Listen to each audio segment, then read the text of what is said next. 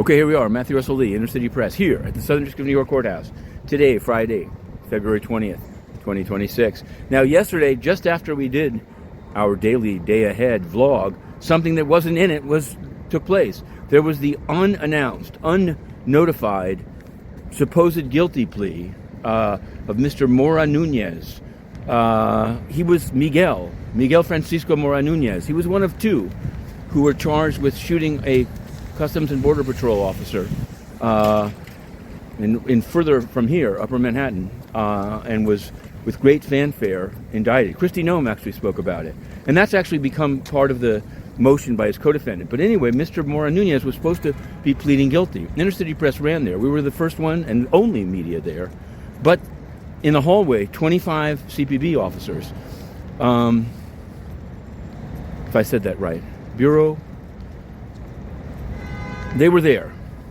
But the guilty plea was canceled. Why? Because Mora Nunez suddenly said, I want a new lawyer. His lawyer's named Florian Midel. Perfectly fine CJA lawyer, does a good job. But I guess as we waited around and actually saw the new lawyer, Jared Schaefer, I believe, being appointed, and Nunez spoke for himself, Mora Nunez, he said, Yo no he visto ninguna evidencia en contra mía. I have seen no evidence against myself.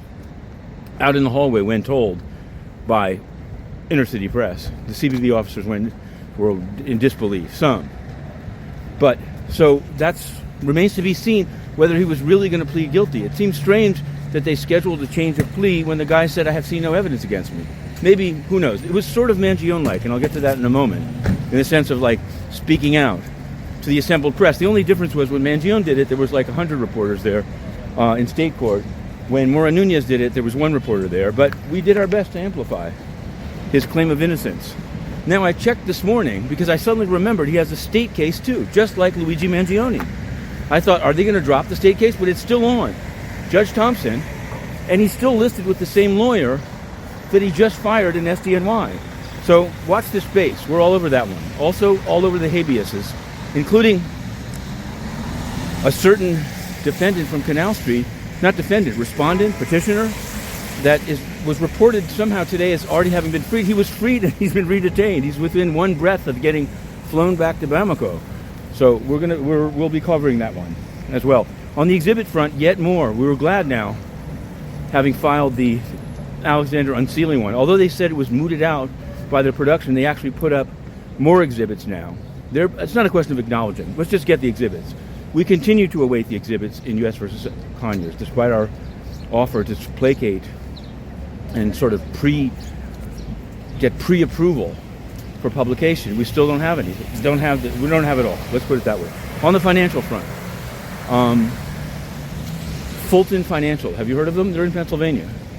They were on the board of one of the boards of the Philadelphia Federal Reserve Bank, and the Federal Reserve has just delivered them approval to buy Blue Foundry, despite very disparate lending patterns. So there'll probably be a request for reconsideration. There'll also be testimony about it at the Fed's upcoming AGRIPRA. It's gripping. They review their regulations. They're trying to show. We're going to be doing a comment, Federal Finance Watch will today, that you'll see. The Fed is really willing to entertain applications from SPACs, which they would never have done in the past. So they've changed. The Fed has changed. There may be a decision this morning already. It's not 10 yet, but in the Lisa Cook case. So we'll check it out. UN, we put in the stories. We have one scoop after another, and they respond to none of them. In fact, they just try to make themselves relevant. They were going to get a call from the president about the Board of Peace. They're only involved as to Gaza. I don't know if they got the call yet. The call should be as follows. The call should be, if the United Nations, based in New York, can't even handle critical, investigative, and active press that's based here, they should decamp. That's my word. If this is the last vlog of the week, have a good weekend.